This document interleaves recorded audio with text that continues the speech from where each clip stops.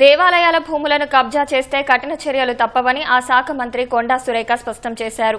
రాష్ట్ర వ్యాప్తంగా దేవాలయాల భూముల పరిరక్షణ కోసం క్షేత్రస్థాయిలో సర్వే చేసి వాటిని ఆన్లైన్లో చేరుస్తామన్నారు. దేవుని మాన్యం కబ్జా చేసిన వారు స్వతంత్రంగా భూములను అప్పగించాలని, లేని పక్షంలో న్యాయ పోరాటం చేస్తామని తెలిపారు. వరంగల్ భద్రకాళి ఆలయ సమీపంలో నూతనంగా నిర్మిస్తున్న వేద పాఠశాలకు మంత్రి కొండా సురేఖతో పాటు వరంగల్ పశ్చిమ ఎమ్మెల్యే నాయిని రాజేందర్ రెడ్డి వేరువేరుగా పూజలు చేశారు. ₹1 కోటి వ్యయంతో వేద పాఠశాల నిర్మిస్తున్నామని, సంవత్సరంలోగా పాఠశాల పూర్తి చేస్తామన్నారు.